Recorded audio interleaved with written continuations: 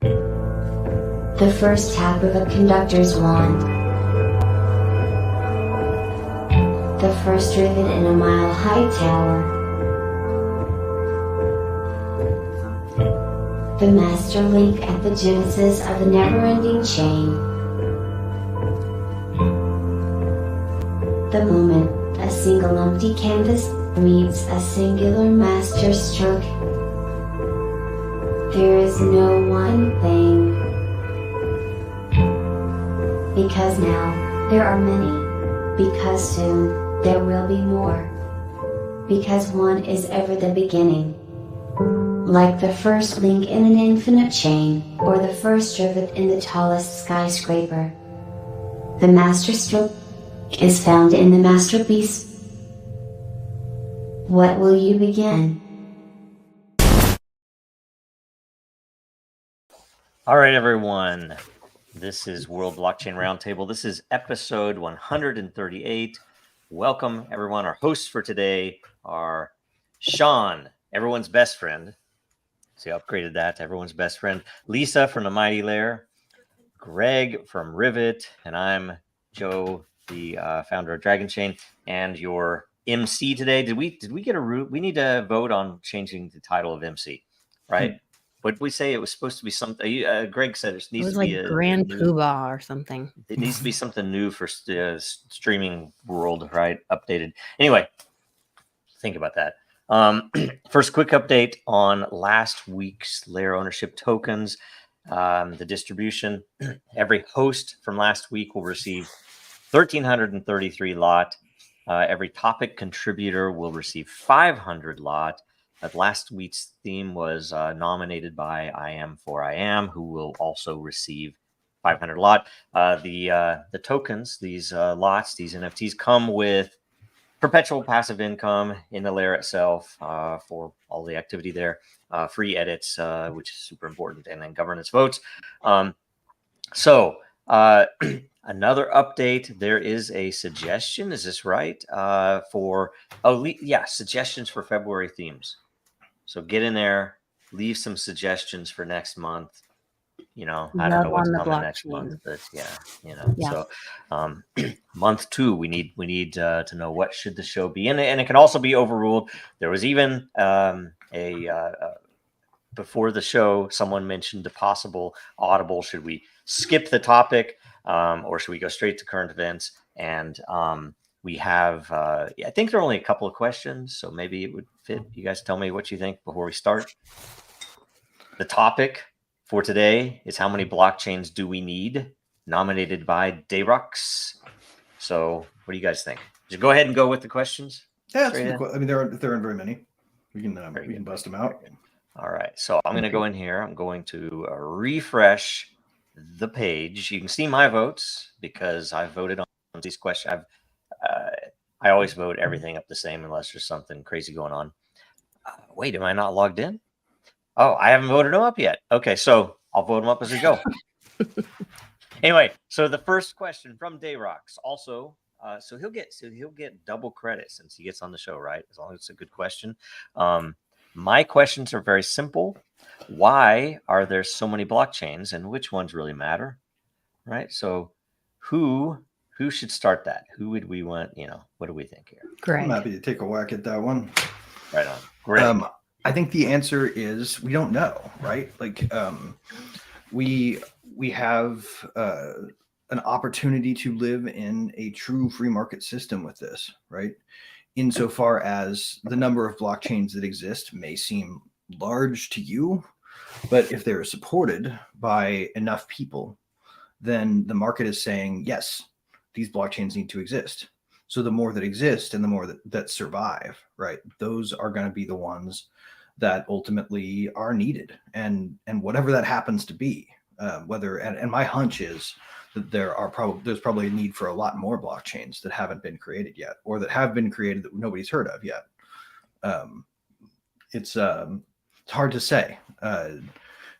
Based on what we've seen so far, it looks to me like we're just getting started in the number of blockchains that are out there, and ultimately, it will replace the architecture underlying the whole web.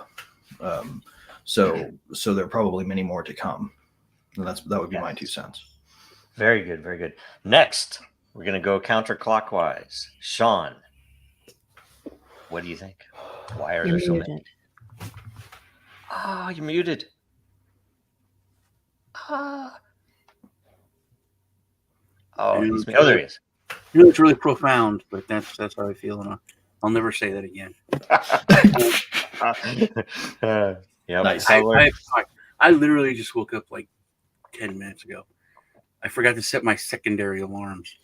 So I woke up, I was like, I missed it. And I looked at my phone, I was like, I have like 7 minutes. Okay, fine.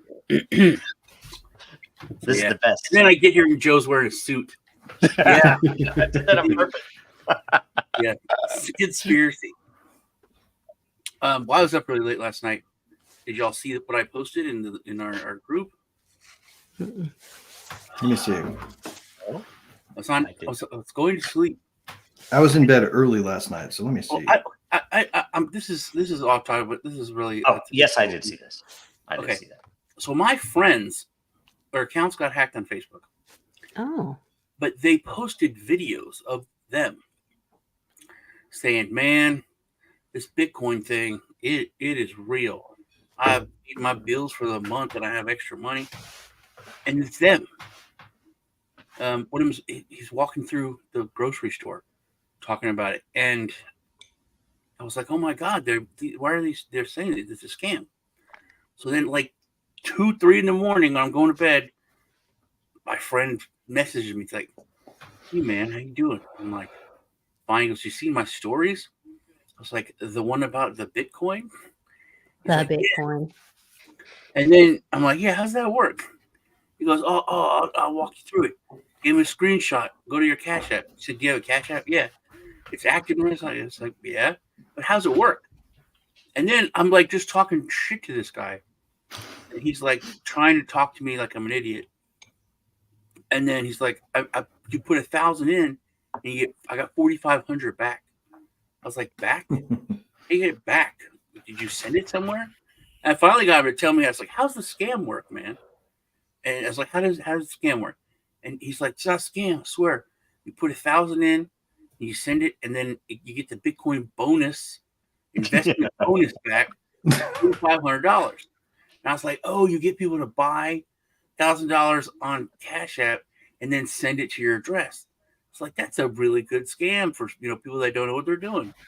And I get it, okay. And then it was late. I said the quote from the beginning of Iron Maiden's Number of the Beast. And I was like, your time is short. It's like, you are the devil, my friends. Wow. Yeah. So, no, that's not the thing. So I took screenshots of the conversation because I know that they're hitting up all of our friends. And I posted it, and I was like, look, man, don't send your Bitcoin anywhere, and you always have it in a wallet, that the usual thing. Within 4 seconds, I had comments of scammers like, oh, you get scammed. This just like in YouTube videos. I found this person and they fixed everything. And all of these, white hat hackers, or in some cases, they were like fake Facebook account retrieval things. All this, I'm like, oh my God, I can't believe there's like 10 comments from scammers. I'm like, don't get scammed post. And that's why we need so many chains, because a lot of them are scams. Also, it's people don't forget to think, or people. I'm really tired.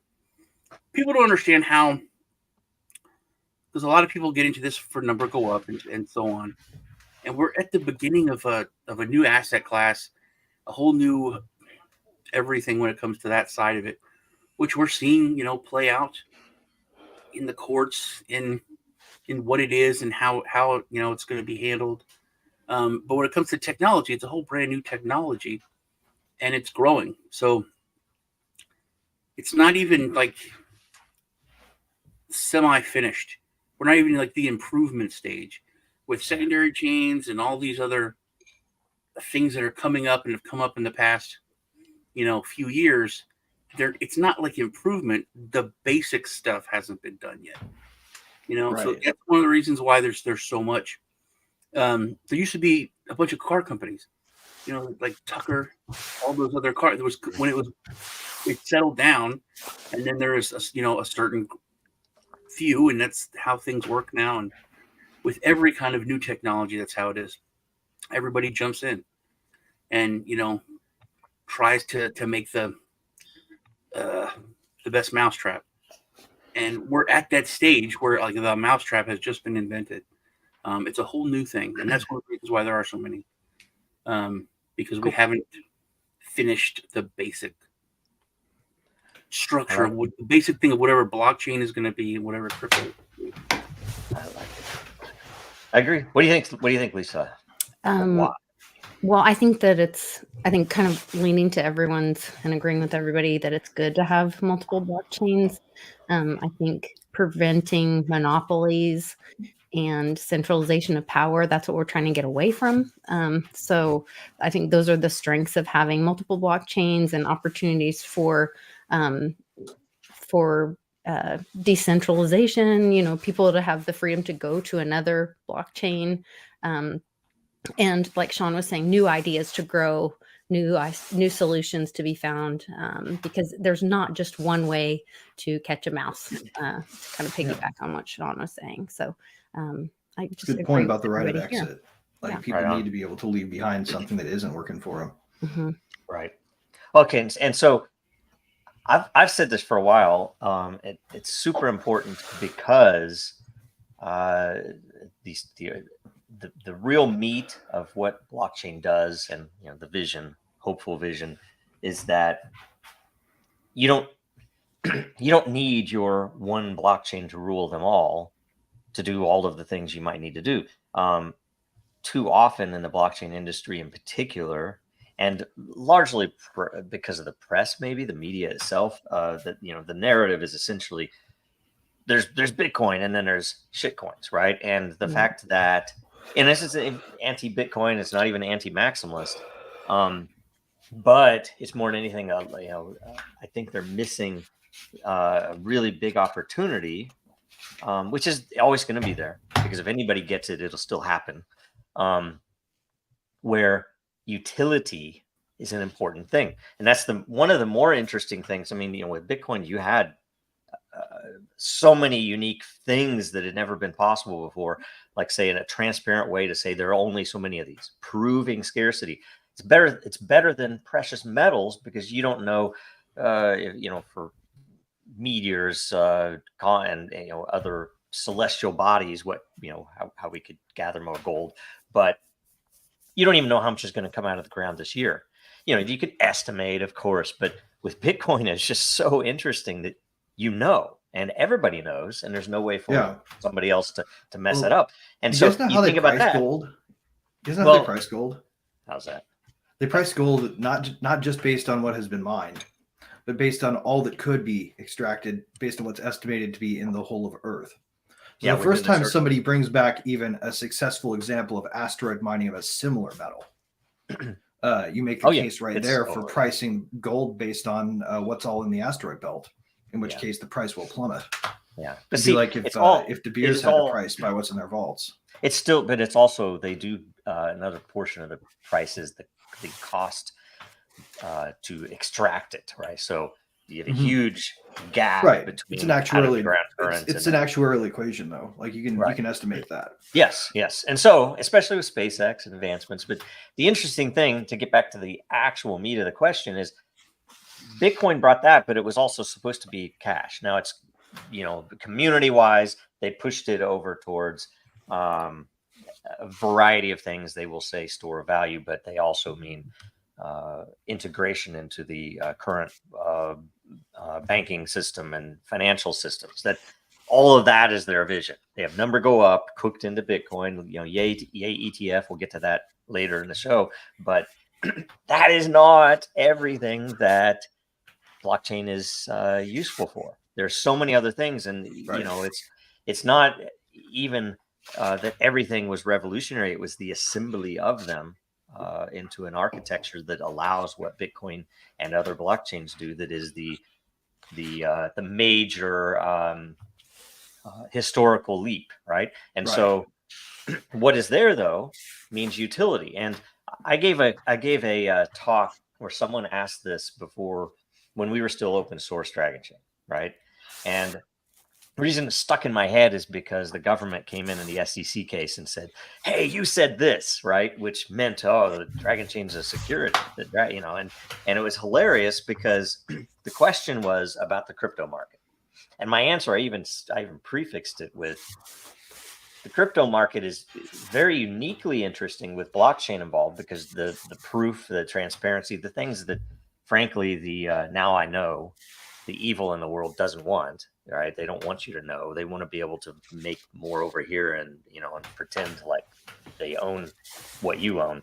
But also beyond that, it was a way to actually get a market value of utility. So if I have equity over here, so if I own a piece of this company, but there's also a token that this company uses for its utility. Let's say it was something like you get free shoes, but essentially you have to pay tokens to be able to use them, right?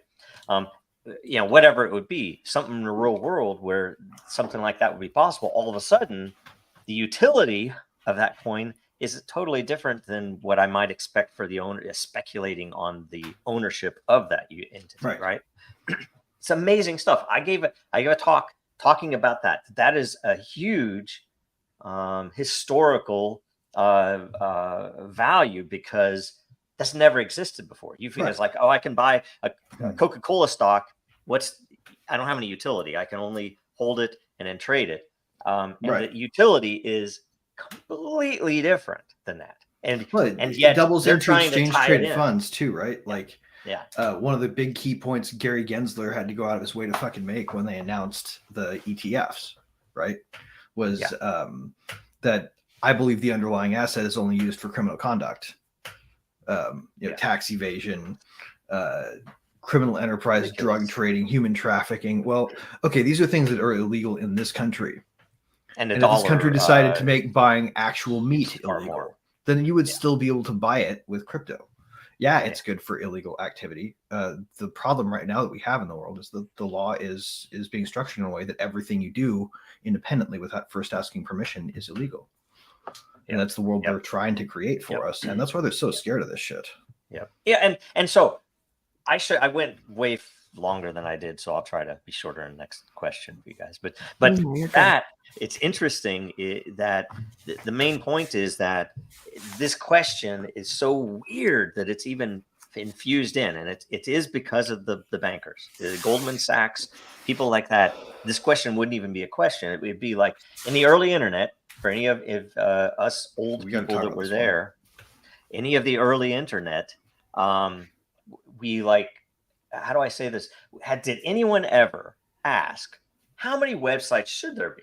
Right? It wasn't that. It was very obvious. It's like there are going to be as many websites as there are interests in the world, right? Yeah. Mm-hmm. And that was never a question. We should limit the number of websites. Why? Because that was largely in the industry is very engineering focused. They had pretty much all engineers involved and people that kind of came out of that. Whereas now all these bankers are involved. It's like, whoa. Why do we need another blockchain? It's like, I need to do something. It's like, just use Bitcoin. It's like, I can't use Bitcoin. They don't want me to, for one, but I can't do this on Bitcoin. It's like, oh, well, what is this then? Right? It's craziness. Right. You did ask, why? Hey guys, why do we need? I feel like we need to call an audible on this question right here because this is an important one. Because I think that quantum is the big Y2K of crypto. Read it. It's going to be a big nothing. Marquivian Or asks, how many post-quantum blockchains do we need? I think I don't understand what I was saying. We don't know. This question can't be answered yet. Well, no, it can be. Actually, I think it's part of the evolution of, like I was saying, blockchain. It's not done yet. Well, but here's the thing, guys. It was like, when do we not need leaded gas? Few people know this, but upgrading to quantum blockchains is going to be easy. Every blockchain will do it. It will be a hard fork on every block. Oop. You guys? No, it was. I think Sean cut out. Oh, Sorry. okay. Yeah, I can hear you. was just saying, like, seriously, quantum blockchain or quantum safe blockchain is going to be something that every blockchain just upgrades to. And it'll be akin to getting the Y2K update done, right? Everybody had to do it. It didn't cause planes to fall out of the sky. We will absolutely get to a place where quantum blockchain needs to happen, but it's going to be more like everybody does a hard fork. Yeah. Well, I'll say I'm no expert on quantum, of course, but I would say generally the reason that we cite the technical reason that we cited, outside of business or use case or cultural, essentially dragon chains, and I generally think that this as a macrocosm, like the big picture of crypto, this applies. But specifically at Dragon Chain, we've tried to work towards, imperfectly always, exploiting for our level 5 interchain security as many algorithms as possible. We didn't typically focus on, although, like, say, especially if you're doing staking, then the market cap's important, right? If you're doing proof of work, then the hashing algorithm and the amount of power of Bitcoin, how much hash power is applied. Bitcoin, I think Bitcoin Cash or one of those other close ones is the highest hash power anywhere in the world, orders of magnitude above even at Ethereum's height, right? It was always exponential randomness, basically. Right. And with Ethereum, we love that they now are on a proof of stake algorithm, because essentially we have a proof of work, we have a proof of stake. I would love to get Litecoin in there, actually, because it is a separate proof of work algorithm that is algorithmically intended, to be different. And that's the thing for me. If we're talking about security and things like this, Bitcoin or not, you need to look at that big picture to say, okay, here's the entire marketplace. If not only the thing is obviously seen as, if this network went down, and we've seen it in the past, miners will shift over to this other one, which has a compatible algorithm, right? So frankly, the way that those threads go, you want as many of those algorithms as possible, because some of them are likely, I have makes another case for many blockchains, actually. Exactly. And it's like, that's why Monero, whether or not you care about the anti-censorship or any of that, for security alone, Monero is a massive importance, as are other privacy chains, and as are the things that where they either have like Hashgraph, right, where it's not a blockchain. We need as many algorithms and proof of work, various consensus models as possible, right? Because that's going to weather the storm. One of them, and I kind of doubt any of them will have a massive breach issue architecturally, but there's many things untested, right? And mathematically speaking, there are already quantum safe algorithms that could be being used that just aren't. And so in my opinion, you want to use as many as you could. Research project. Yeah, and you want to use as many as you could, because some of them, in particularly anything that is mathematic related and not structural, that's how I break these things down. Like something like some of the zero knowledge stuff, there are unknown risks. Nobody knows if some of this might fail, and so you want to make sure that when you're building something that you have, that's a part of the input. You might decide, okay, we don't care about that for this type of data, so it can use that. But that's one of the neat things and important things about open source too, because one of the problems that even the Y2K virus had was the fact that a whole bunch of people had to go and learn to dust off some proprietary COBOL that wasn't properly commented, right? So they had to figure out how to change the date to support 4 zeros, right? We changed these algorithms to support quantum security, and we've solved the problem. And this update will be happening in an open source world. This could happen anytime between now and, someone could propose an EIP that did this for Ethereum tomorrow, right? Or someone could do the same for Bitcoin, or someone could do the same for any other chain out there that isn't not actively being developed because it's dead. So are you saying that, like, as quantum computing comes to fruition, that it would actually improve the blockchain? Like, it would it would be applied to these blockchains and could update the algorithms, Pretty trivially. strengthen the blockchain. Yeah, it wouldn't be like a hard technical change. There, by the way, there were some really interesting proposals. I can't remember which project it was, but it was all the Bitcoin community way back. There was one that I loved that I never saw implemented, but I'm like, oh my God, it was brilliant, and it was super simple. And it was essentially a consensus algorithm that requires some type of round robin usage of a particular algorithm. So essentially, you could make very inefficient algorithms. You could make ASIC ones. You could make memory bound ones. You could do all these different things to break up the mining. And essentially, every block would deterministically decide which algorithm is assigned for the next block. Exactly. So, I mean, and you probably would want to phase out elliptic curve as a choice if you have a post-quantum world happening where there's enough qubits out there to hack a blockchain. Yep. And that's the beauty. It would be, and there are a lot of other solutions like that, but I'm like, man, why didn't they plug that in? That would have been a beautiful thing for the Bitcoin network. But anyway. Yeah, it'd be cool if they were already quantum safe. Like, I think that should probably be like, if you're talking about long-term stability in a project, if they wanted to make a PR-like development announcement over the Blockchain Foundation, it should be the focus on getting quantum safe. We're thinking that far in the future. We're thinking about it the right way. Okay, we'll go to the last. Sorry, we went along on that. It's also Dayrock, so you get one credit, but won't such a large number of cryptocurrencies cause more supply than demand, and the cryptocurrencies will become worthless? So many of them will be worthless. Yeah. In the sense that they won't cost anything more than fees to move around, but that doesn't mean they won't be necessary for a digitized economy. Right? Yeah, many of them will be worthless. Yep. People won't trade in, robot arm 137 coin. That will just be something that happens in an automated process. And I would say if you think of it in terms of like a segmented curve or something, that you might have a more granular set. If we have 100,000 of these, someone will be focused on things that everybody's looking at, just like websites, but that they'll feed into something that the value has nothing to do with how many of them there are. You might need more of them. The more value you have, but we have an example actually. If for instance there was only one thing needed, then Bitcoin would be the one, and all the same value would be applied. But I think the broader capability would be missed. You'd probably be missing definitely more than half.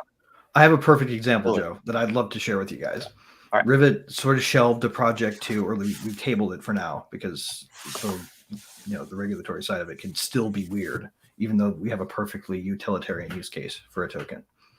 Imagine you buy credits on Rivet and then you can extract them into a token that would allow you to move them to another account on Web3, right? And then you connect that account to Rivet and you use your requests. They have absolutely no monetary value because you can buy them from us for 100,000 per dollar, right? Or per DAI, whatever you want to use. Yeah, they're still valuable. They just have unlimited supply, and they represent the ability to use our service. So, like, these are the kinds of things that people don't use blockchain for yet, but they will. Yeah. Yep. So much to go. And Sean, Lisa, what do you think about the value and total? I mean, I think the free markets decide that kind of stuff, right? I mean, they'll go where the use case is. I'm hoping. I know we had our lesson and number go up, but I don't know. That's kind of where I land on that. Also, getting back to my point in the beginning, you're talking about supply and demand. There's no one's in crypto. I mean, that's obvious from what happened to me last night. Nobody knows. Yeah, Can we buy Gary Gensler a mini-me? The stupid, send your Ethereum to this address and you'll get back, twice as much. It's just evolved to this new thing for people that don't know, because we've the picks and shovels are out there. Everyone can buy crypto, on Cash App and PayPal and other places. So it's not like a few years ago where that entry level was so hard. It's simple now. and people don't understand it. So The scams are happening in email with little old ladies yeah, in my their point bank is that account. people It's know not that. People just understand crypto. the, Which means they little don't have old ladies. a relative Or in losing more Kenya that's still. a prince, Yes. or the odds of that are negligible. And people don't understand anything about Bitcoin because we don't have people in. So when real adoption happens, like email, I literally thought that may have been real 20 some years ago when I got the email that I could have I was like, no, that's weird. Because I'd never, like, the thought never entered my mind that this could be a scam, that someone would use email. It was just like a new, form of mail. But my point is, when you talk about supply and demand, we don't have the supply yet that people can fathom. When everybody's in it, when everyone is using it, when everybody knows what it is. So the demand is going to have to be huge. But like I said, a lot of them will be, worthless. But I don't think we have enough when it comes to like demand of, we're talking about getting the layer 0 saturated with users before. Sean's talking about something really interesting there. There's this theory in the evolution of technology where you need a base layer of saturation before a certain thing can happen. Like everybody had to be using email before it was possible to do PayPal because they did payments by email. So it was completely useless until all the people were on email, right? Like, and everyone had to be on PayPal before eBay would work properly, right? And so on. Like you can actually chase technology from densely used back and find out where like the base technologies are. That's why we're still at this place, but one day we will be able to support the use of blockchains for trivial matters, right? It won't cost anything, and that'll be good. And frankly, I want to add to that because it's very interesting when you think about it from that perspective.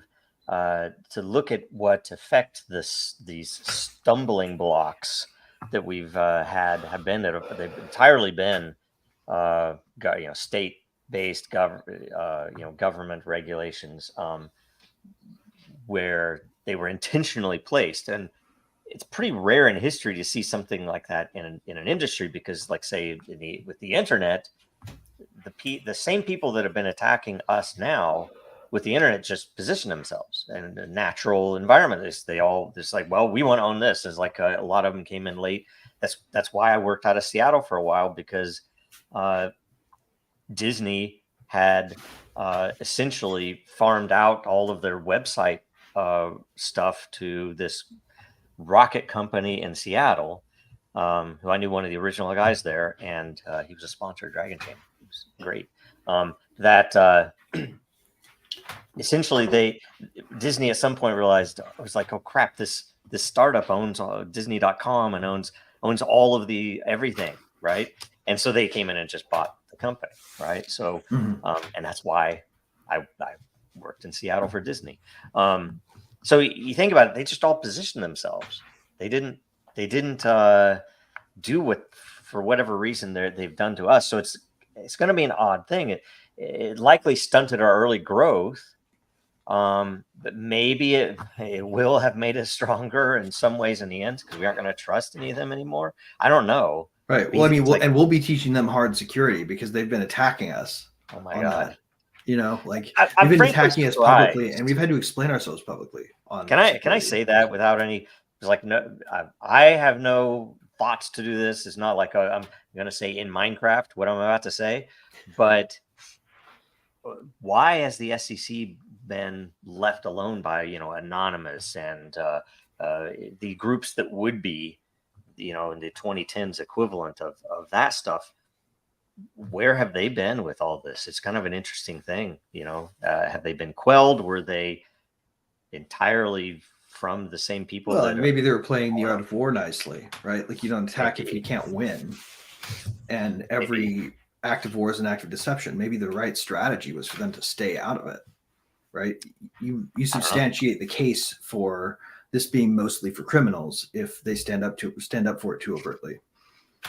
Yeah, Like but when your except the funny enemies thing is, destroying themselves, get out of their well, way. Get out the of their fact that way. the criminals are the people, they're not, they are oath breakers. The people in the all, whether you go to the finance committee all the way up to the supposed Oh, representatives, all the way we're down to the represented by pedophiles right now, executive guys. branch, I mean, where the shit. There's nothing. and I've not watched the like CFTC or any of those other groups as much as I have the SEC, of course, because the SEC has attacked me. But you have to wonder, they've broken oaths. They've even in recent judgments they've been cited for what is unlawful. I can't remember what the exact word that was used, so I don't want to allegedly whatever. Gary, don't sue me, but the ridiculous stuff that they've done is unlawful, and so he's like, man, it's so odd. There's not even any gray area there. It's obviously out. So anyway, Lisa, do you have more to say on that? I don't know if I cut into your. No, I'm just agreeing with you. Just when their enemies destroying themselves, maybe you get out of their way. It seems like Gary, when you look back on the history of the SEC, Jay Clayton and all those Hinman, all those guys were really who went after this industry, and then they got out. They're gone. They disappeared and left little Gary to take all the hits. Gary's the one that's getting all the dirt flowing in his face. He's at the back of the. Well, but he was always there for that to a certain degree. Yeah. Well, he paid for the dossier, the Steele dossier. Oh yeah, he wrote the check. He wrote the check out of Hillary's funds. CFO. All that, I mean, allegedly. That was a great line either. of Yeah. I can't remember who the rep was. We all need that shirt, I guess. But I put in the private chat. I was watching a video yesterday. They were talking about having a hearing about the slush funds, and there was, oh gosh, where did it go? They were talking about like when Christie was like an AG or he was something, and he had them, the settlement slush funds, go to, he ordered them to be paid to like his college fund, something like, so there's these settlements that are done in these, these 3-letter agencies go after, and then they're beat down. These, businesses, startups, whatever, are beat down by things that are not even our Congress or laws or whatever.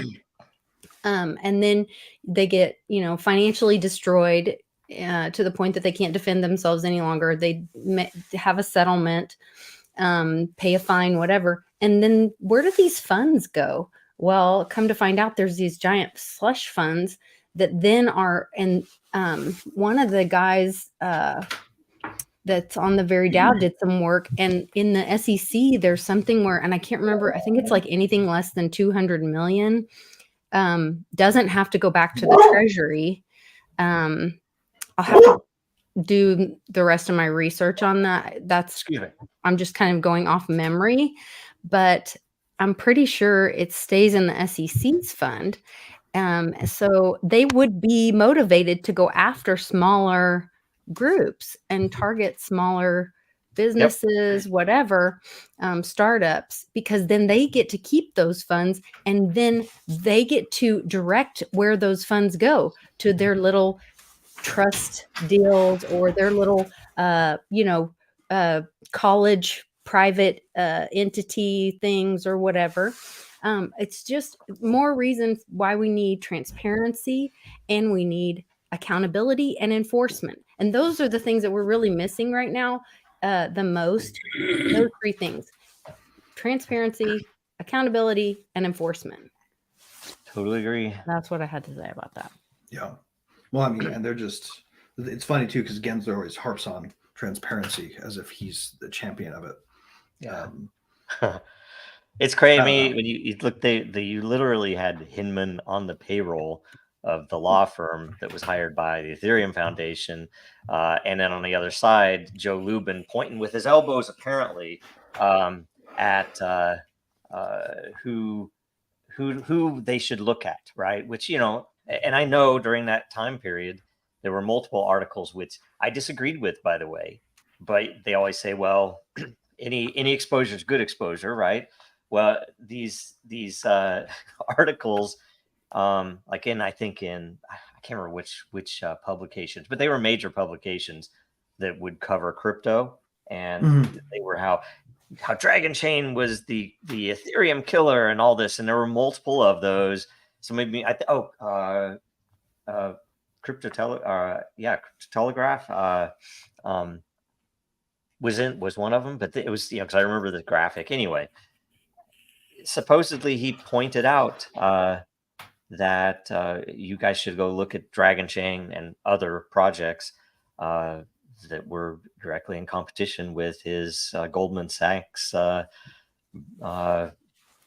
That wouldn't surprise me. designs. So it's just Would craziness. not So surprise me.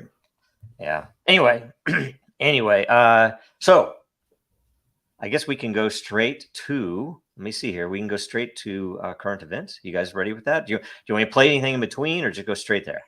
Up to you guys. I don't know. Can we get a Julian Assange lead in? Oh, let's do it. That's perfect. I love it. Always. I'll have to find it, of course. I'm not expert at this, but let's see here. Okay, ready? We'll do this.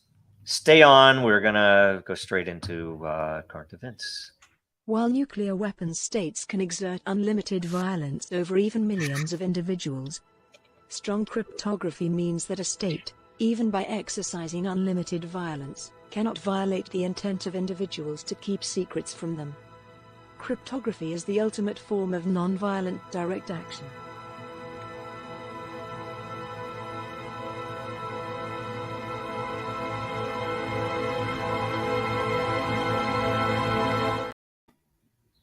For Assange. Okay. Yeah. My theory is that they're so against letting him out because he'd become an immediate advocate for the cause of crypto. He'd be our freaking Glenn Greenwald Part of right it. now if he were out talking. Yeah, man. He's gonna get out. Okay, so I have two things. So of course, Bitcoin ETF, right? But also the New York tunnels. And the reason I had the New York tunnels is because I have a particular thing about the show that I wanted to share about that. So anyway, so is there anything else we should add to that? Any other current events? Just want to make sure nothing. Well, I guess we didn't have a chance to talk about the hack of SEC's account. Well, that would be that's in the ETF, I think. Okay, that counts. I guess that counts Yeah. as part of the ETF news. Okay. Okay. So those are the two. If we can add anything as we go, especially from the audience, right? So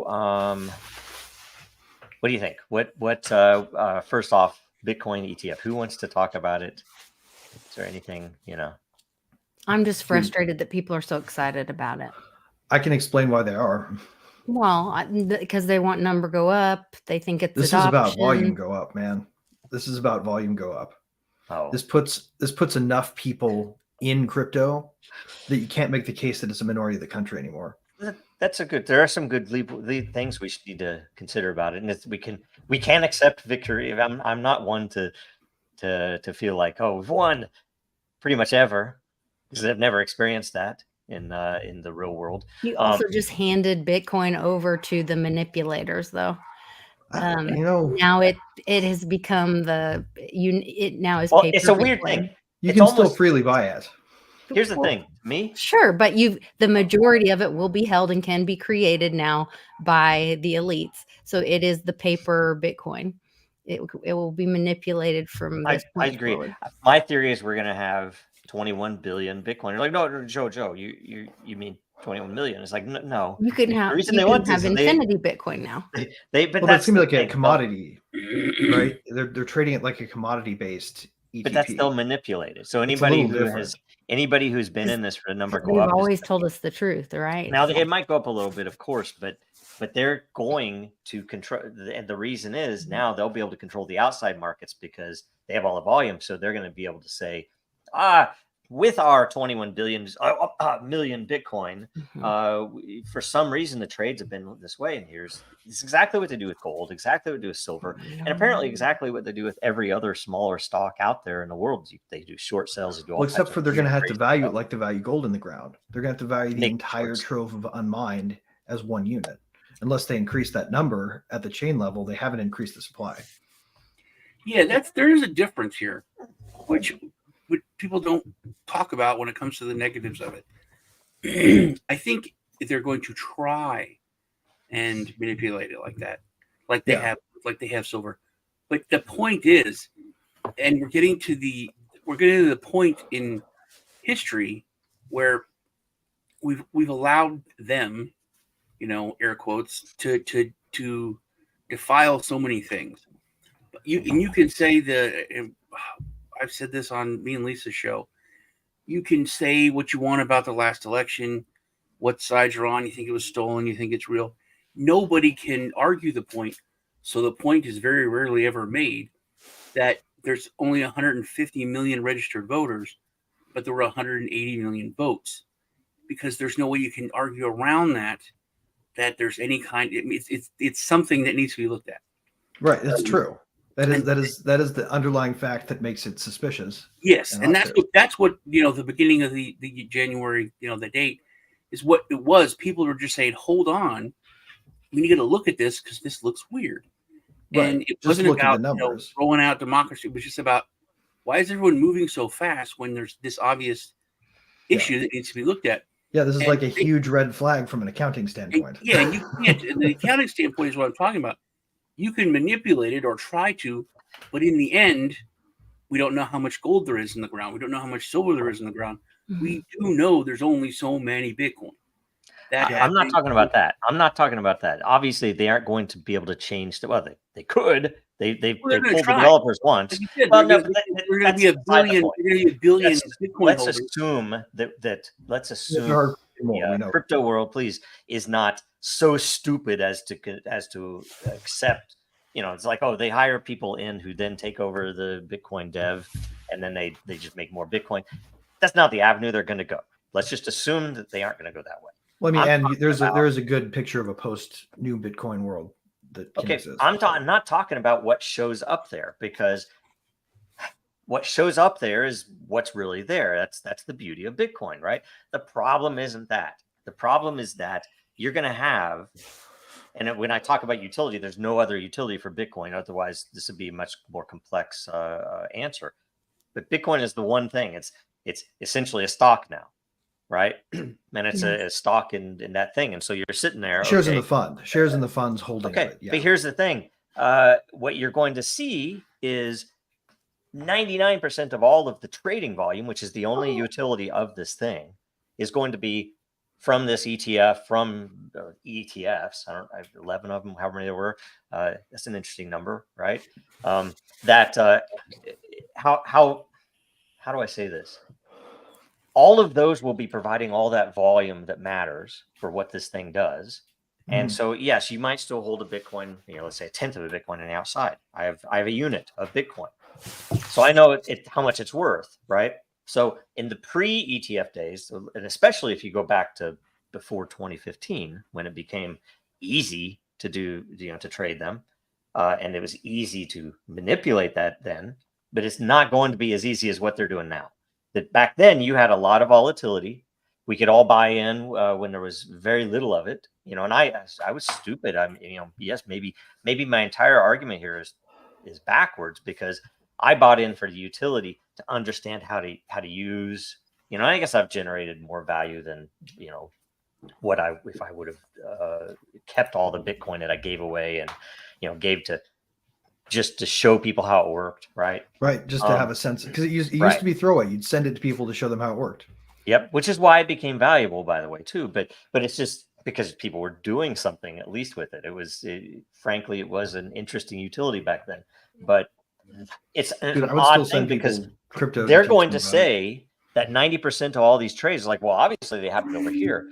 They're not going to be on chain. Why? And everybody knows this, because even the Bitcoin maximalists know that not everything's on. All the trades aren't on chain. They're all in some central exchange, and then you see when a withdraw deposit. So you're going to see a bunch of those types of transactions. It says, oh yeah, this gigantic multi-billion-dollar trade volume that happened today, that all happened here, and here's the result. You don't get any of the transparency of that. And so what you guys are talking about is, yes, I can always prove that I have a real Bitcoin. What I can't do is control or have any understanding of what those trades that they're entirely doing amongst themselves with, by the way, thousands more Bitcoin than really exist, cheating all of their, how many Jamie Dimon would never cheat. Well, and look how many of them, I just shared, how many of them are on Coinbase. Yeah, and they're going to be able to set that price. Yeah. So what's your happening one Bitcoin, internally? because it's traded in ETF, is going to be totally.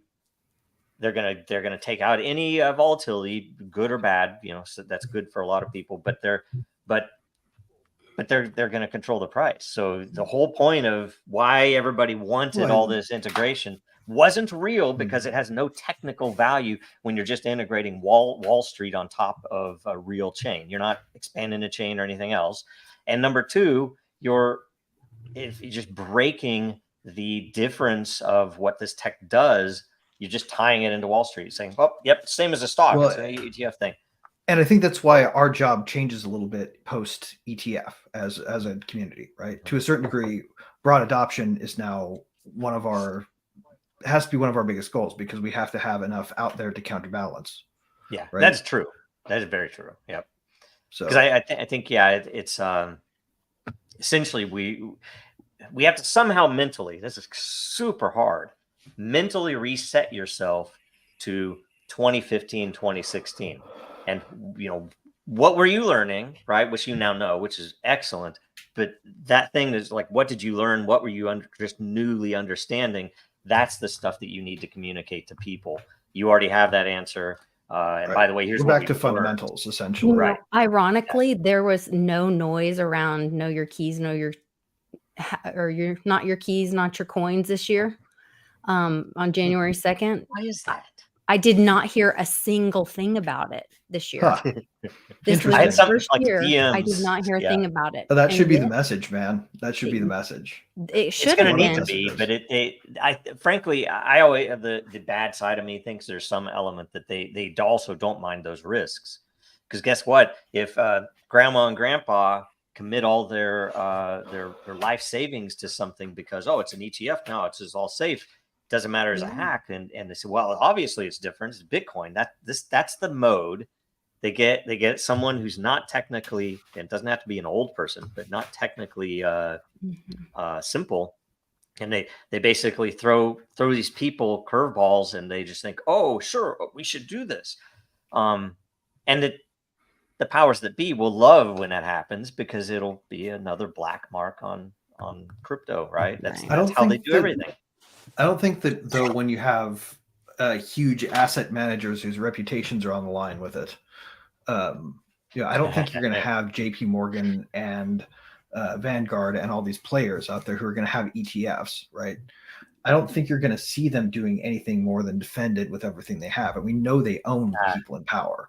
They just blame their traders. The underlying asset needs to be blame the guys that work for them. For them to continue to operate with it. Same thing they did with the silver traders. We have a shared motive, defend the integrity of it. I would call it employees. Alleged fraud, right? But essentially twice in history, once a few years ago, and then most recently when they were going after that ETF, that he testified under oath that Bitcoin was super evil, and Bitcoin and all that's crypto. Jamie Dimon, who could get fired. Jamie Dimon. Well, that's the thing, though. He specifically called it out as horrible and evil, while his traders were selling his customers that horrible and evil stuff.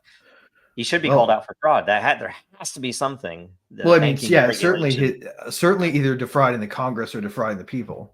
Right? He's either lying under oath. His customers, or his customers. I don't think you can knowingly as a bank sell a product to a customer that you think is fraudulent. is evil. Yes. Right? Well, he called it out for criminal and fraudulent. And if he repeated as a the banker line. That's the anti-crypto army line, man. That has to be something that is not legal. Anyway, that's their PR point. Like they're all saying that. It reads verbatim what Gary Gensler wrote in his statement approving it. Yep.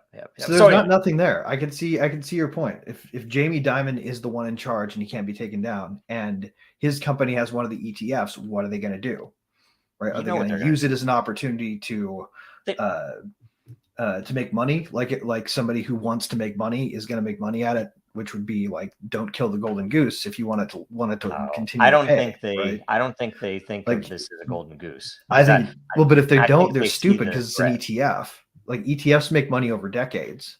They're like guaranteed revenue for these people. Nothing compared to the value that should be there and is Well, there. Dimon, he talks to the uninformed. He says like crazy stuff, but people don't call him on it. I got a video of my StreamYard, and he's at the Olympics or some kind of sporting event or something. Anyway, he's on this panel, and they're like, blah blah Bitcoin. He's like, yeah, and he's like, what? You don't think Bitcoin? Blah blah blah. And then he said, there's only there's so many 20-some million and blah blah blah. He goes, how do you know that? How do you know there's only 20-some million? Huh? Maybe when it hits this one block, then Satoshi's gonna pop up and be like, nah. And now there's 100 million. And then the guy's like, okay. He's just talking out of his butt. But people, Right. He just sows the seeds of mistrust by just throwing it. Right. What he leaves out is the fact that you have to get consensus on a chain that barely ever makes any update, let alone the quantity. And if someone just said that to him, then he would quit talking so much crap. It is something that in the early days it was very hard to describe all those pieces together because you have to get. I remember it's a very smart guy, but I was asked to explain it on a whiteboard by a lawyer who was a partner, something that we were working on, and this would have been 2012, something like that, and it was hard to explain to a very traditional lawyer how it works. I got him, I know he, I'm not good enough at describing something like that to get someone to understand it that quickly, but I guarantee he understood far more than any of his lawyer friends because, I worked all the way down to how a hash works, right? How a block works, how the chain itself works. And then the consensus is the part. So you have to understand all this technical stuff, but then you have to step back and then look at the consensus layer, right? Because it's another layer of security. Different thing. And that's why it's, and things unknown back then that are almost measurable now would be, what's the likelihood that something that a social attack would work, right? Or an algorithm, something that is a consensus attack, right. Very, very difficult to do though.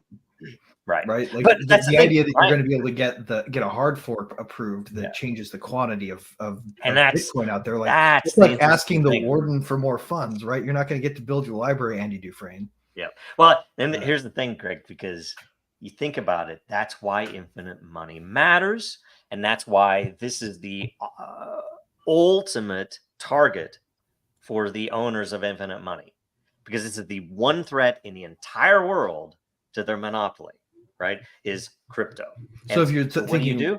Right, but their infinite money fantasy is based on a paper foundation that will collapse. I know they're all Keynesians, but like ticking time bomb. We know. Hopefully soon, anyway. Frankly, but no. The point is they've attacked it, and I think they killed Bitcoin literally by taking not from the network, but from the. Right, but they didn't kill it if the dollar is also dead this year. Yeah, I'm pretty sure that the dollar is going to be dead. I'm not saying Bitcoin obviously isn't without value, and it has unique position.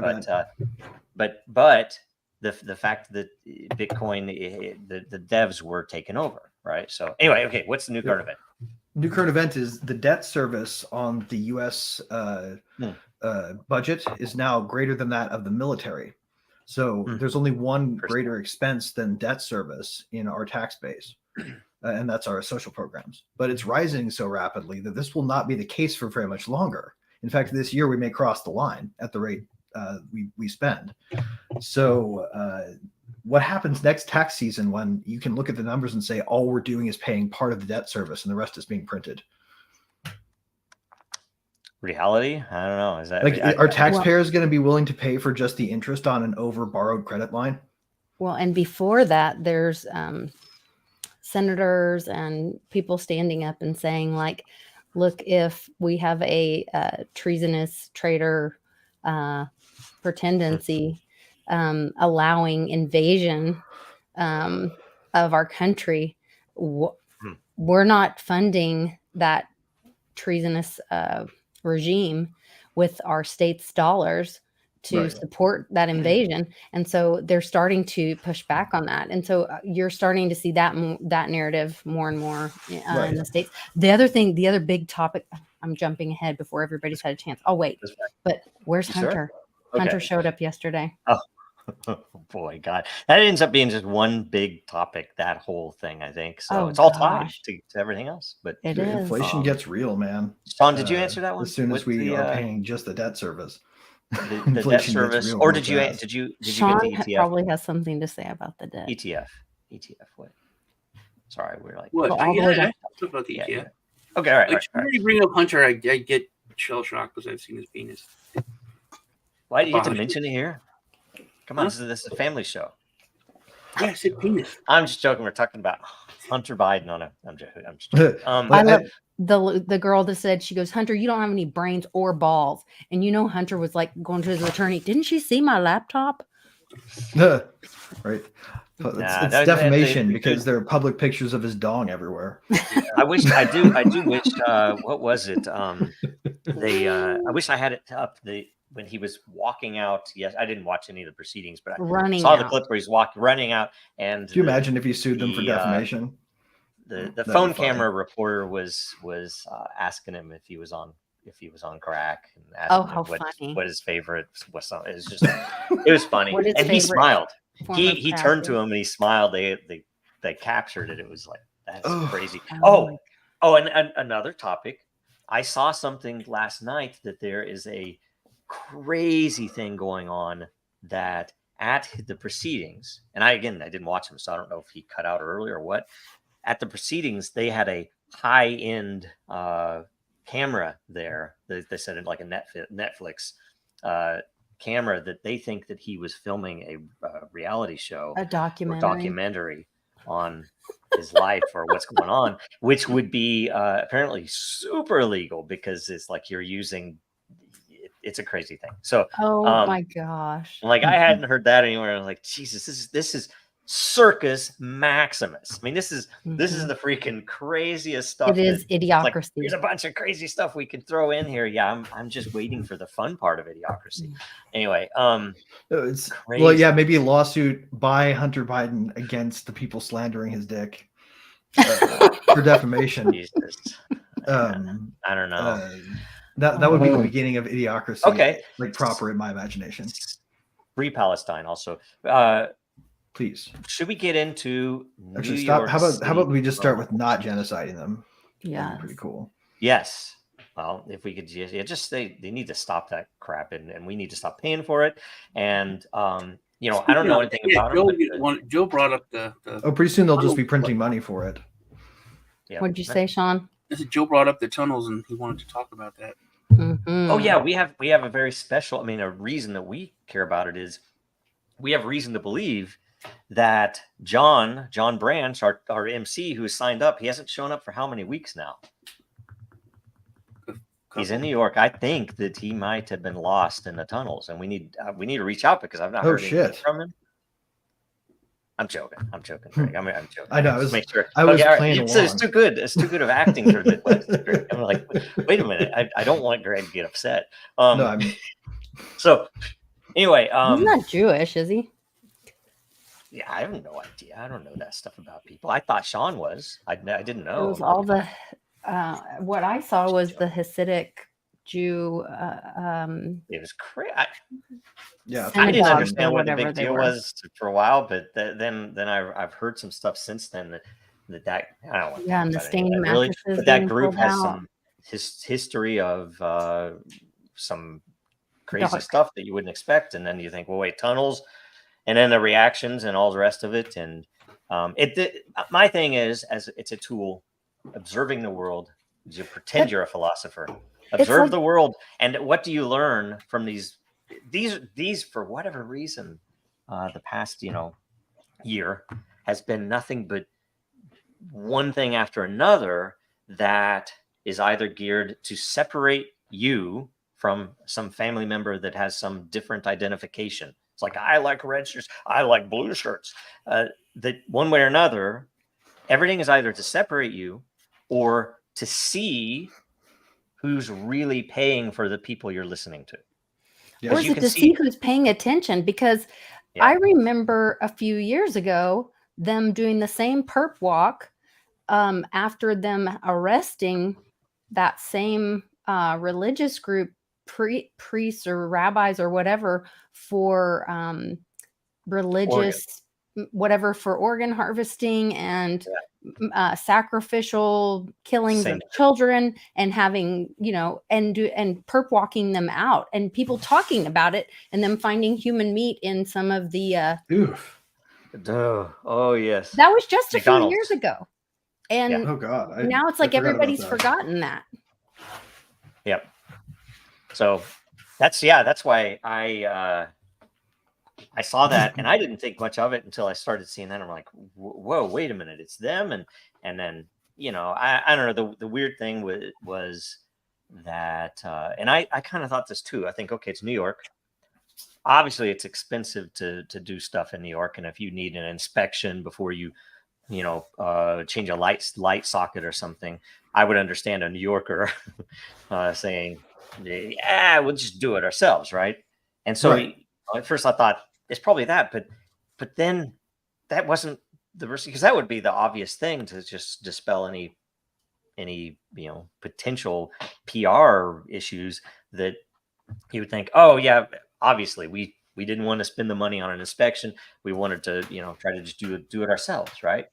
And everyone had accepted it and walked away, but no, they wanted to cover it, fill it with concrete. And then, and this is the part I'm talking about, several, and I had someone, I just listened to this, description of this, and they were bringing this up. So I'm just a layman at this type of thing, but essentially all of these right-wing talk show hosts, podcast hosts, whatever, we're all putting out these obviously scripted, weird explanations. So it's just the teenagers who were told not to do it, but they did it.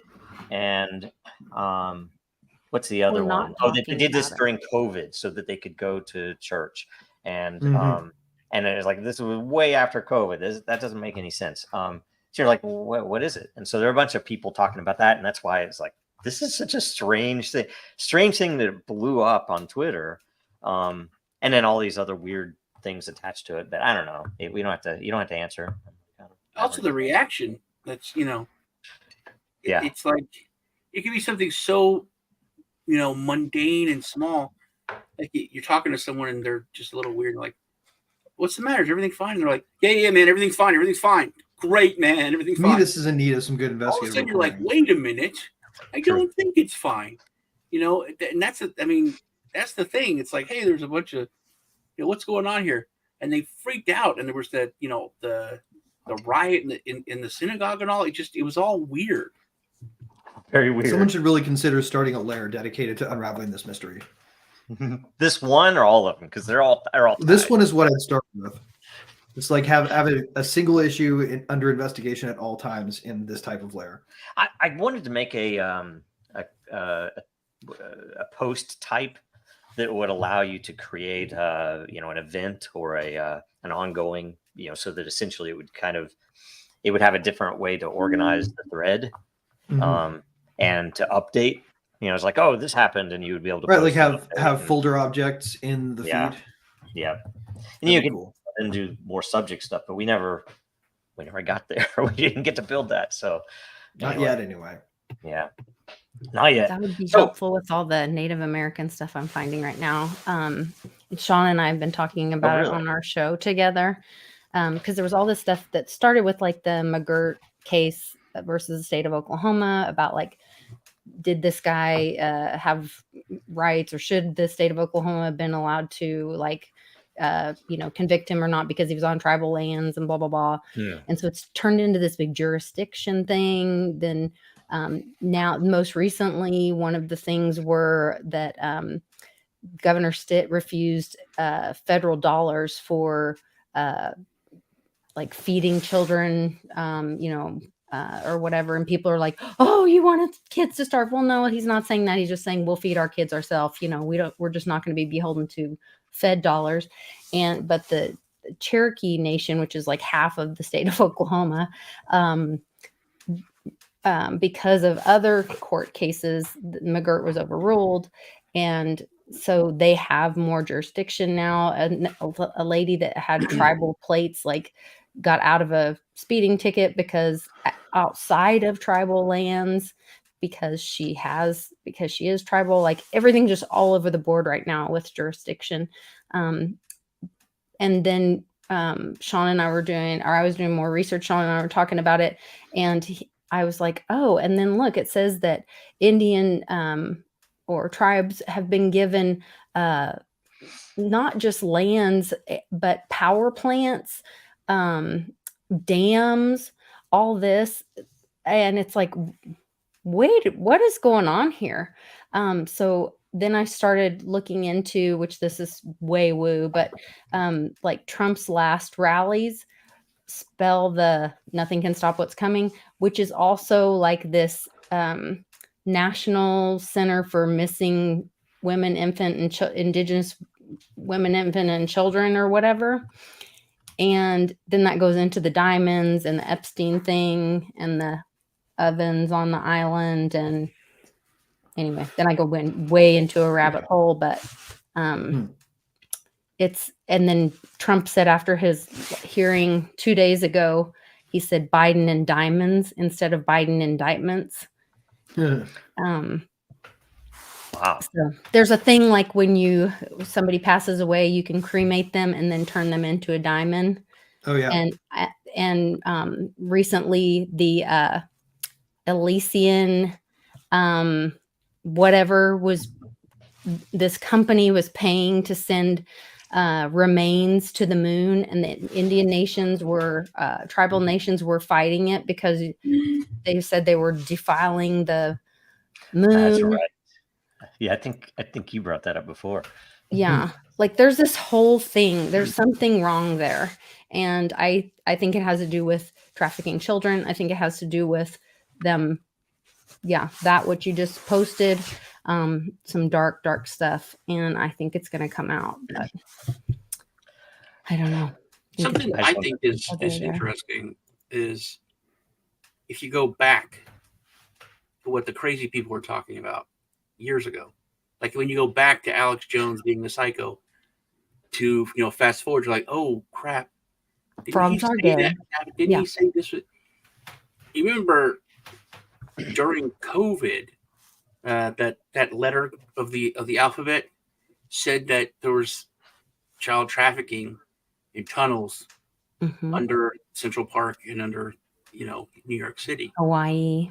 So they were specifically saying that they were under New York City and Central Park, and that's how they were storing people and moving them, which it's just as crazy conspiracy people. But now there's freaking tunnels that people act this way about, and no one can explain it. Right? So it's just odd to think back to that, and no one's bringing that up really. That and when specifically they say, "Oh, we made that during COVID," it's that lie, the truth within the lie. So I don't know. I think it's interesting and weird. And if you read is it the Talmud or the Torah or whatever that like openly states that it's okay to rape children or whatever, and it's pretty horrible. Yep, they and bring it up needs to be said. I've never read it for context, so it's alleged. But I've seen it. It's crazy. I haven't seen it personally, but people I trust. There are a lot of other things in there too that are like, wait, what? But you never know. Also, wow, geez, I want to get into all that stuff. what's in the But that's why we're in this situation, is because people don't want to look at it, don't want to talk about it, Oh. don't want to get into it. Well, you Oh, can't, right? It doesn't It's affect like me until they take that's your the thing kid they've done. down in That's that the thing hole. they've done is that they have they've made it so that you're just like I have to watch what I say because Yeah. it's like, well, okay, what? I don't know. It's just craziness. So and I don't mind doing that. I don't mind doing that voluntarily to be polite, right? It's Oh polite my to be polite. god. Yeah, this one's great. I swear I keep hearing you. There's under the floor of my New York apartment. I live at ground level. We have no basement. And then he tweeted, they're usually under my apartment. I hear them. It's like they're digging or something. For the record, I live at ground level. It's not in a basement. That Then he poor retweeted, bastard. Some of you Wow. owe me an apology. Wow. What? I don't know if it's real. It's hilarious, even if it's scripted. But it's funny as hell. So I love that. Like me with his light bulb and the Russians. Oh You man. know, his light bulb is like supposed to have I think it has a speaker or something in it, but he would just be talking. He's like, "Did you hear that, man? My light bulb's speaking Russian." And I was like, "Okay, man." And he gets really agitated and psychotic. Who is this? Lee, my friend, Oh. the Kiss Crypto. Yeah. And then, but then it was happening, and he like put the microphone. And it was these Russian people talking coming out of his light bulb, and I'm like, a speaker is also a microphone. It's probably like a microphone that was put in your Wi-Fi light bulb, and the He's funniest like thing, overhearing the customer service center. but he was interviewed in Roger Ver, and then he used to telling people, he's like, the Russians are talking to me again, my light bulb. Roger Ver was like, what? He has to like explain himself. Yeah, Roger's that's like, too I have funny. bad Wi-Fi. I gotta go. It reminds me of this prank that I saw once where you can buy this little device that will occasionally, like completely on random, well, pseudo random, emit a sound where it goes, "Help me," and you can hide this in your friend's walls, right? Yeah. Like, Yeah. Oh my god, that would be awesome. I'll tell you what, we had the early version of that. I think it's a Noyatron or something like this. But it just like, there's one that beeped and then one that would play a certain like audio clip or something short. And one of the guys that worked with me at the FBI, I would essentially hide this. I think I hid it on the bottom of his metal file cabinet or something. And so it took him a couple of months, and he finally found this thing. But they tore apart his entire desk to do it. These things are awesome. Right. Saving the I'm world. sure you can easily make one that was playing like 1,000 different tracks of two Russians arguing.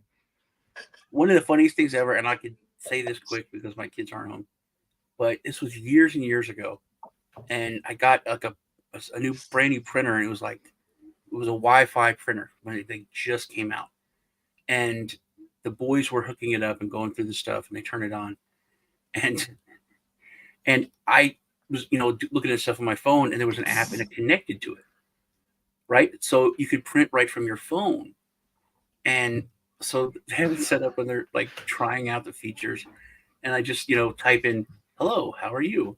I am blah blah blah printer," and hit it, and they're like, "Dad, printer's talking to us! Oh my god!" And I had this conversation, and I was like, because they're twins. I'm like, "Why are there two of you?" You're like, "Dad, it knows we're twins." And I kept for like half an hour, and I got so ridiculous. Like, who are you talking to? "Oh, it's my dad." And I'm like, "Oh, I hear he's really cool." Still didn't get it. I mean, it was ridiculous. Yeah, all us printers know your dad's cool, man. It was Hilarious. it went way too long, and afterwards, too like, I funny. don't know why but they were just so excited that there was this robot printer that could see them. I love it. It's like if anybody here has played Cypherpunk 2077, that vending machine you can talk to. Yeah, I've not. Yeah, not. that's See, look, That's Lee's talking pretty to good quest. about the light bulb, dude. You can get his paranoia from the chat. You can feel it come through. It's brilliant. Oh, I was on mute. My dogs were barking, but I saw Kif's comment. That's funny. That's brilliant. We've had a printer hacked at our office before. And I ended up just throwing it away, right? I didn't want to mess with Sweet. burning the firmware or anything. So now you know, but I had no idea. I mean, I knew it was possible. I just didn't think anybody'd ever do it to us.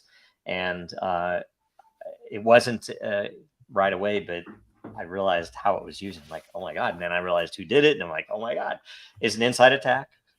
So it's like they always are. We didn't lose anything. Just, a little bit of time figuring out what the hell happened, but so funny. I thought you never Anyway. wanted to throw them out because they could pull off whatever images you had previously printed or scanned. Well, there are a couple of weird things. You can drill the hard drive. Yeah. And there's also, there's so much crazy stuff in color printers and those machines. I mean, honestly, everybody should do that if they want full privacy. Every time they throw out a piece of electronics, they should find any memory storage devices and just drill a hole in them. It doesn't take that long. Yeah. Just wipe it with a rag. Yeah, you can do that. Hammers and a rag, right? Hammer. If it has a screen, you have to use a hammer. If it's just if you just plug into it, I don't know if they even know about spinning discs versus not, but then you have to actually wipe it with a cloth. Apparently, No. I don't know. Well, You guys did it. Drilling an SSD or a spinning disc will effectively eradicate it. were you Just guys recreate around when that stuff happened? That show from Office Space, or the scene from Office Space, where they take the fax machine out to the. Yes, yeah, that was one of the best scenes. They're lucky they ever. didn't live in like a post Great Reset world because the printer would have tattled on them.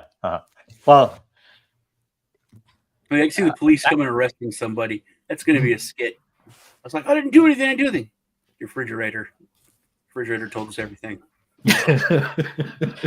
I was gonna ask if do you guys remember when how do I say, some of the early WikiLeaks days, maybe not early WikiLeaks, but early the 2016 election WikiLeaks stuff, and then also what happened on Reddit with the Donald, where someone on Reddit went into some forum asking the best way to remove a bunch of emails and they were asking who, and it was for a VIP, right? And then he immediately started deleting stuff, and they captured all of his content on Reddit, where he was the guy who was working for the Hillary campaign who wanted to delete the 33 Was it Seth? million emails, whatever it was. No, it wasn't him, but I can't remember the firm. It's probably Gary. That whole Gensler. thing happened just because, and it was internet. It wasn't even blockchain stuff. It was just somebody's like, this is interesting. And then it gets shared and then it goes viral and everybody pulls all the data before they can delete it.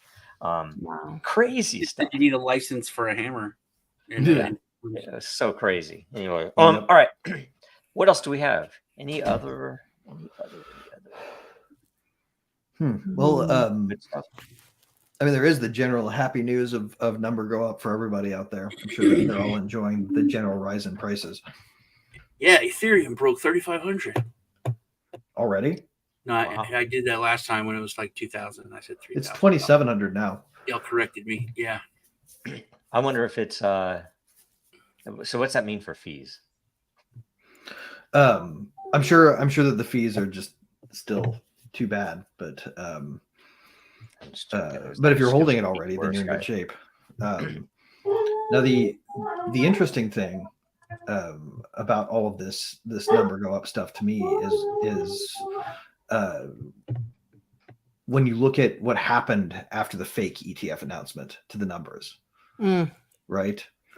It was like the perfect example of what regulatory restraint on the growth of value does for a society, right? Like the fact that we had not had this growth yet was simply that they were not following their rules and approving ETFs. And they take this lever off of free market economics. This would have happened if there were no regulatory barriers, right? And the SEC not existing would have meant this would have happened years ago. Yeah. And, Well- and it's forcing a growth in value. Yeah. So they're sitting here, pulling lid off of the free market restraint and putting it right back on, and you see the numbers start to go up, and then and it's a perfect example of regulatory pressure just preventing economic growth. True. Well, and I think what if, because you look at this and you see, we see whatever we will see with what happens with this Bitcoin ETF and the real value of Bitcoin, and then you look at what could have been, or you at least consider it. I mean, it's just mental exercise, experiment, thought experiment, I guess, where you have to think about if Bitcoin didn't have those parameters, it might take longer for it to develop to what I think its real value should have been, which would have been in the millions, easily in the millions. That it's interesting because it would require, though, more of the philosopher warriors, right? Where you can't just be all mental and no action. You can't be all action and nothing behind what you're doing. And that if we had that, obviously, okay, let's say we can even get 30% of the world to actually care about why it works and how it works, it would be massively more valuable than having 100% of people just in it with the money, because they don't understand what's actually there. It's like they're, you're not getting the real value exposed to that. So it is an interesting comparison. And that I think continues on. So that experiment is a slow move, but as soon as the general public realizes what this really is, and I think they've been misled. It's almost like it's going to be a red pill, because everybody just thinks, oh, it's a stock. Like, Right. You have shares of Apple? No, it's like, I have shares of Bitcoin. That's all it's going to be. And they don't understand what it could really be used for. And as soon as they do, and that's our magic pill. If you guys really want number to go up and you really want to get rich, we need to fucking communicate to the real world, to normal people, what this really is. That they'll see answers everywhere to their daily problems that are all manipulated by people in San Francisco and Washington. So like, it would change the freaking world, and that means we all get rich. That's what we need to be going after. Exactly. It's the things that we build off of it that people will use ultimately that will make all the difference. Yep. So I did put in the private chat. I know we talked about Hunter and his body parts earlier, but it looks like they did vote to hold him in contempt, and so hopefully there will be an arrest soon. Wow. He did show up, but they did vote and vote to hold him in contempt.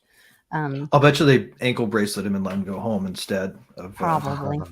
because I mean he'll get I'm the sorry. It Ray was the very first one in the link. Oh, sorry. I'm sorry. That's another interesting I curve. gave Did you you guys a see whole what Ray Epps got sentenced to? Did anybody else see that? Yeah, that was No. kind of a joke. He got 6 months of probation. Of course. I gave you a whole list of things, Joe. You got to go all the way up to the top right after the Satoshi Shon. You have to. All right. I will get out of that. I'm sorry. On the one that says Rep Timon's status is the one for on the is the Hunter. Thank you. All right. One. This one? Yes. There Okay. There's Hunter's. Did they vote to do this? They say they're moving forward. Yeah, they voted, and is that not the final? I have no idea. I have no idea how to read this stuff. I used to care about that. It's like, now it's like, maybe it's a flaw in my character, but when somebody hates my guts and they'd rather see me crucified than, actually saying anything in the world, I stopped caring about their language as much, right? Even though some of them aren't horrible, right? Lawyers I'm talking about. I mean, some of them are okay, and some of them are out there that are in it for the right reasons. But holy shit, any of them that you're going to ever meet aren't that, or very few. It's going to take you years to meet one of them, unless you have a friend pointing them out, right? Anyway, Yeah, I he just kind of was. get tired of it too because it's like It was it's voted. bread and circus. You know, it's wrestling. Yeah. It's like Yeah, they do this, yes. but they'll never arrest him. They'll never do anything. You know, Yeah. they'll put Banyan in jail, but they won't. Yeah. You know. So Oh. it's like here, I want do this to also, people and they'll get excited and they'll think the system works, and they won't do anything. You know, at the risk of fomenting, so I'm going to prefix this with when in Minecraft, and I'm going to end it in Minecraft as well. I'm not talking about this for the real world, but I do think something to watch for is the difference when people are saying when an outrage, a normal person or even someone who is very knowledgeable about something, in outrage of this incident, mentions in jail. They'll always end it in jail. You know, when these guys start going to jail, that's when we're gonna, you know, really be getting somewhere. The fact that they're saying in jail and not something a lot more heavy pitchfork, torch is So the end of is it the news switch. is more like it. Because it's like that's the first thing everybody goes to, and I'm like, do you think treason? I mean, do you think doing what this person did? You know, it's like they stole billions from these people. In this latest case, it was at least hundreds of millions, and I think that was just in loss. That doesn't mean, you know, who lost how much money and what happened with this this Twitter account hack is total BS. And who's responsible for that? If they'd come after me if I did that. If I was John McAfee and I had a large following and I tweeted something, I know this they would come after me, right? And it wouldn't matter if it was a hack. It's like, oh, it's, you know, the intern. It wouldn't matter. They'd come after you, right? Nobody who's going to go after them. Well, It's and forget crazy. about money. Maybe when they find out what did happen to those children in the tunnels and why the mattresses are stained, then they won't say put them in jail. Then in Minecraft, maybe they'll get the ropes out. Well, I mean, it's going to be ugly. What it is going to be ugly. It already is. And yeah, no, I mean it is. It's irredeemably ugly. And we are, as a society, going to have to come to terms with all the irredeemably ugly things that are happening in the seats of power. Like that's happening right now. Like, literally, I saw this meme a while back that was like Giga Chad saying you're a stupid animal, right? To a chimpanzee, and the chimpanzee goes, "Aren't you the one who gets locked in a cage or shot to death if you don't pay your yearly tithe to pedophiles?" Mm-hmm. Like, we're paying taxes to pedophiles right now. Yeah. Wow, how did we get there? I want to make note. I did not start this conversation. I don't think. I don't know what kind of segue Sean threw in. I did. I just got an email right now from Google, and I just got accepted into this YouTube Partners advertising program thing. I'm sure that's what this is from, but it's I guess an email that goes out to all the advertisers of advertising on Google. It says in February 2024, Google will update the inappropriate content policy to clarify the definition of sensitive events. A sensitive event is an unforeseen event development that creates significant risk to Google's ability to provide high-quality, relevant information and ground truth, and reduce insensitive or exploitive content to prohibit and monetize features.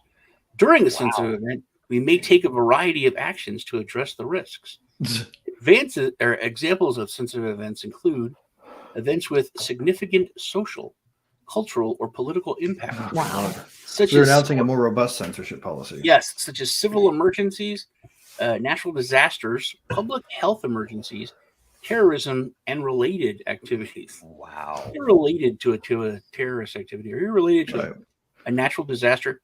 How many complete generalities did they throw in there? Like, it's basically like under any circumstances, we can limit the information you get. It literally says conflict, not some other special, just a regular conflict or mass acts of violence. So products or services that exploit, dismiss, or condone the sensitive event. Also, we haven't talked about the event, which has been all over the place this past week or two. Oh yeah, and I think it's terrible. I'm the opposite of Lisa on this now. I'm taking that road. Which one? Anyway, using keywords to a sensitive event. So basically, if something's happening there, it's another way for them to control. So Lisa and I thought this, that things are coming, and all these powers been given to a lot of Native American nations. It seems that that's kind of a good thing, and that I even went as far as saying, I wonder if when the Boogaloo happens, or the the Revolutionary War 2.0, Civil War 2.0 happens, that that could be a base of operations in the United States for whichever side, because it's legally separate, nation states, and they would have some kind of legal, place or pull when it comes to the international community. But all this talk about the event, and everyone's talking about all these billionaires that know something's coming. They're all building, crazy shelters, and a lot of it is in Hawaii.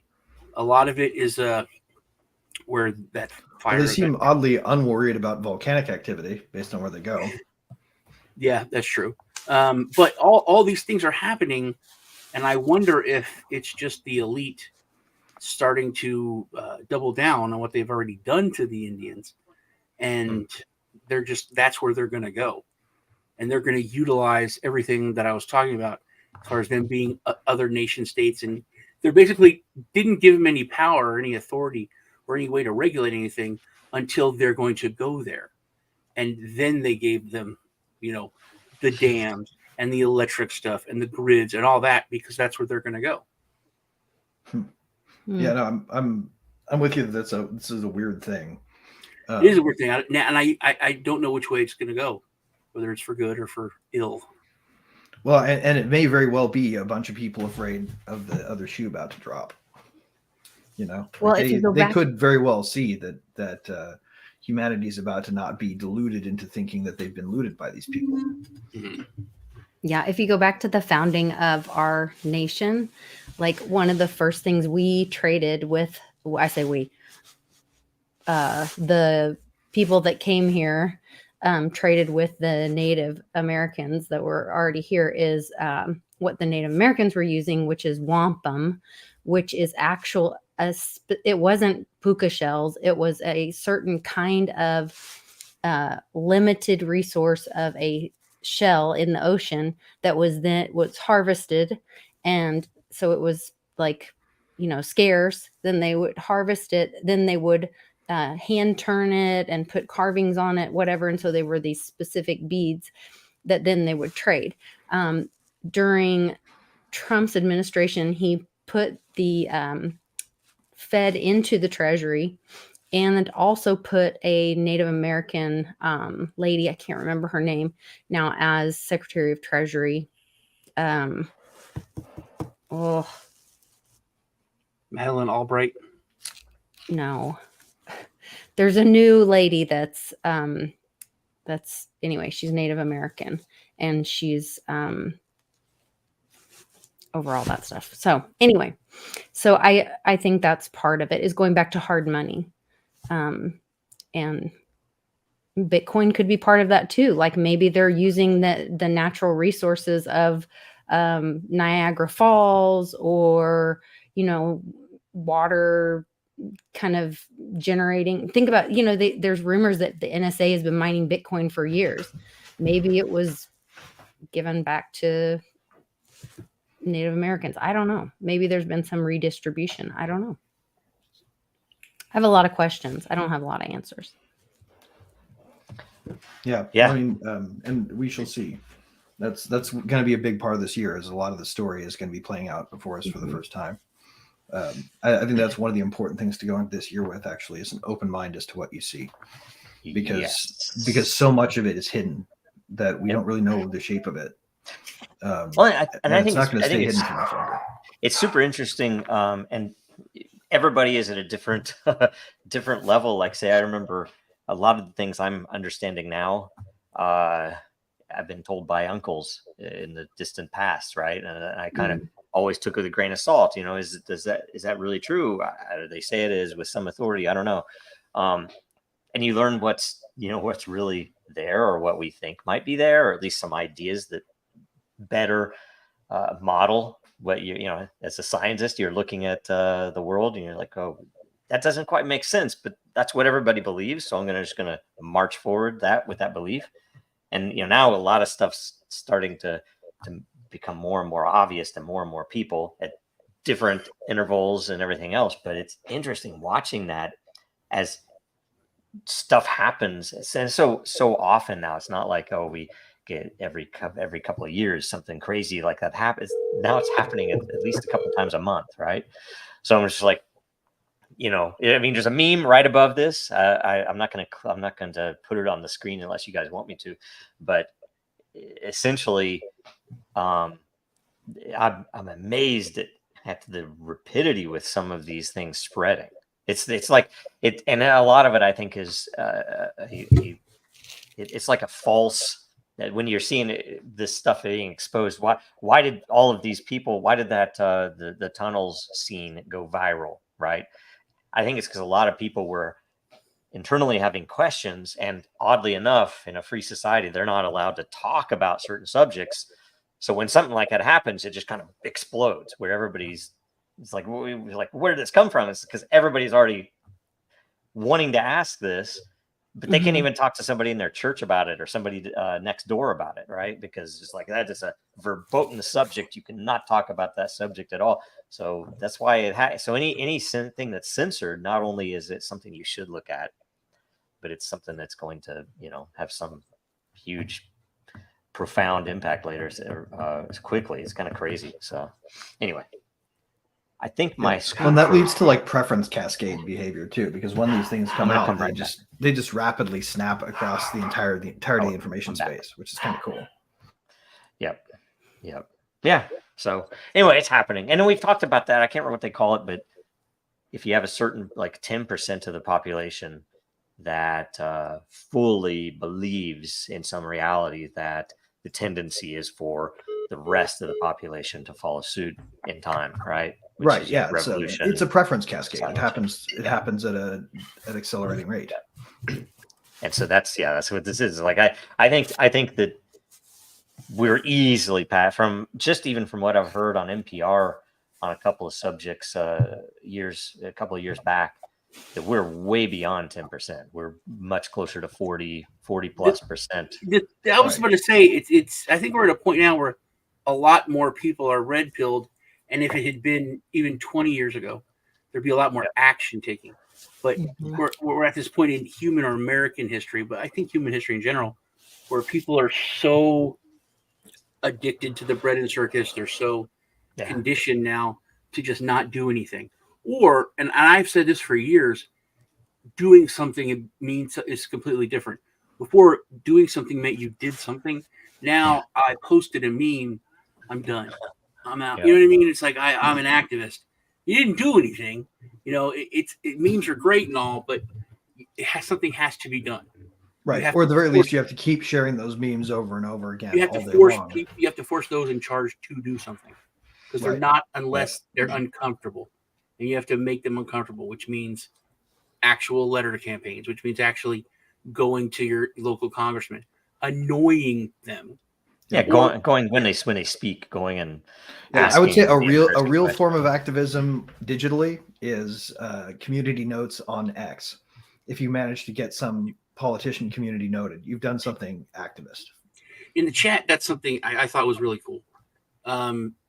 Venezuela, the new hair guy, he completely threw out digital shit.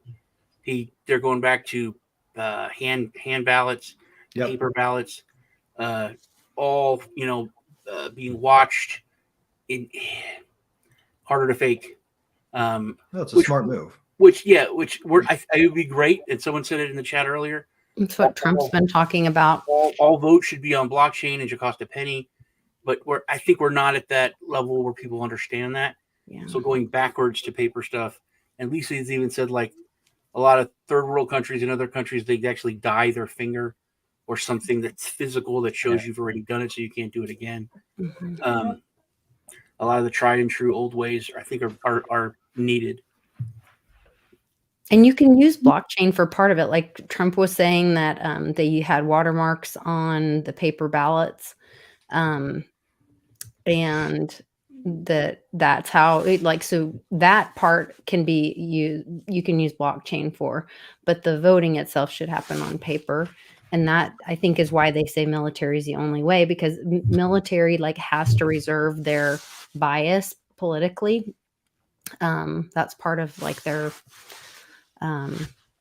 oath that they take or whatever. And so that's kind of what I think is going to roll out and how that will be handled. I got something before we end it that that struck me, and it did surprise me because I consider myself to like know a lot of history's underbelly and the things that we aren't taught, which a lot of things I thought everybody knew, but nobody knows. And it's very odd. Like Lisa was completely shocked when I told her that Jews and Muslims and Christians all worship the same God. And I thought that I wasn't completely shocked. You love to put words in my mouth. You were said I am shocked. I did not. You did. I believe you used I the word did God not. and flabbergasted. You went. And I put am going to pearls come down on. there and arm wrestle You you. went and put pearls on just so you could clutch them. I remember the show. Like, but like, Thank God it's recorded. there's these things, and I learned something. I know that America was playing both sides with Hitler, and a lot of things have made us kind of devalue or not like Mexico, but Mexico's done a lot for the country.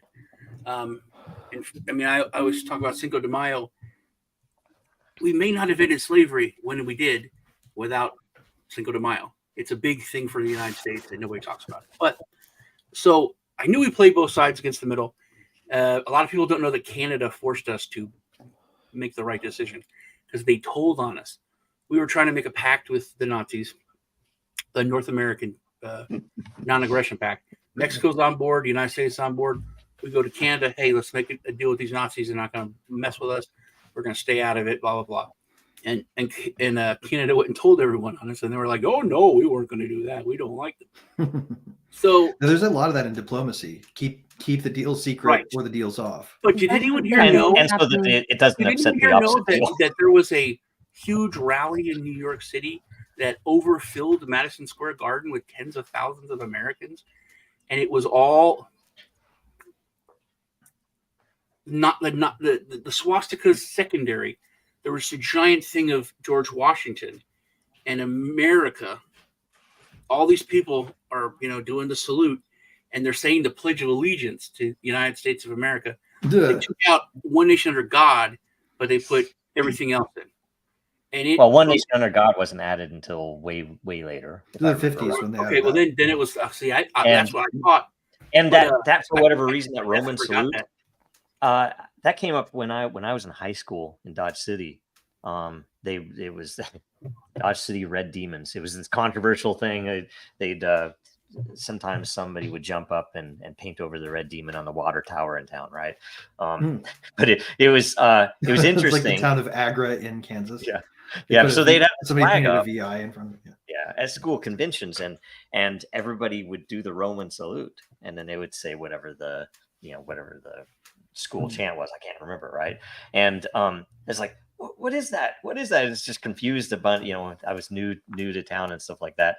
And I learned then that it's just, in fact, the Pledge of Allegiance back in the day, they would do a Roman salute to the flag. It wasn't hand on heart. Yeah. So that was just it made me think that when you're not taught stuff and you're not told stuff, it shapes your way of looking at things, shapes your everything.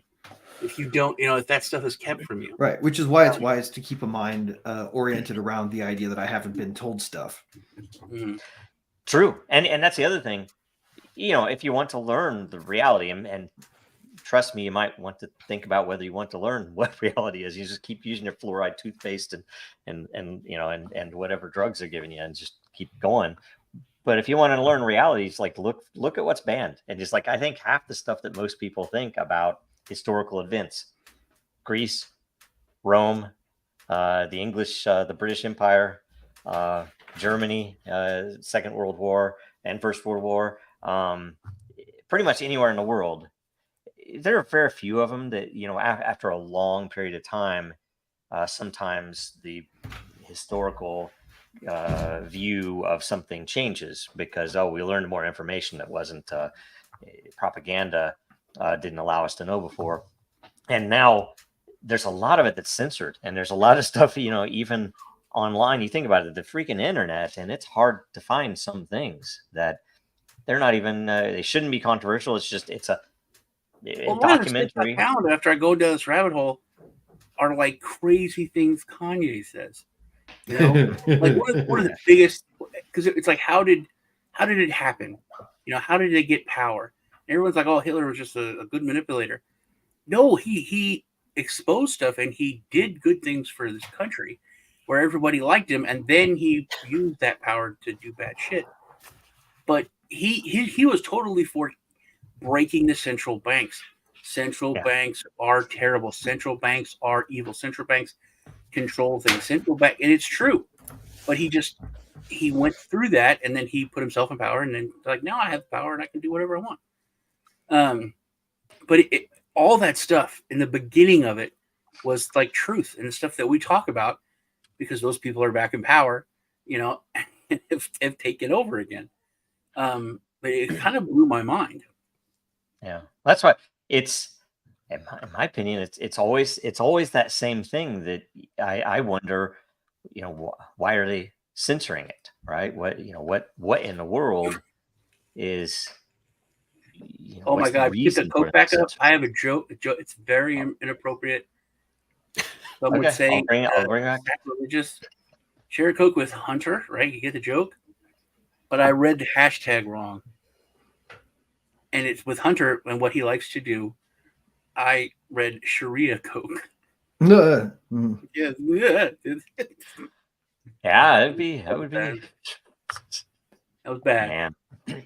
Anyway, It's like the other day I was looking at a channel on Warpcast and I was like, hotcakes. Oh, hot takes. Yep. Well, I don't know. So okay, so we need to cut. We have less than 9 minutes. So is that all right, you guys? I think we covered everything we have to cover, right? Lisa, what's going on this week? What you want to catch Sean and I's show every Tuesday, half on mine and half on his. Catch us here every Thursday, and check out the Mighty Lair. Post a comment and poke me on there so that I'll give you some lot. So you'll be a co-owner in the Mighty Lair, and check out my new channel on YouTube for my little eBay store. I'm having a lot of fun trying to save some American history and finding little treasures. So that's been a lot of fun. And then we have happy hour every Friday, where we wear something red to remember everyone deployed, and shoot the what. So, and talk about current events, lots of current events. So join us there. Excellent. Sean, what's going on? Greg just said he read that wrong.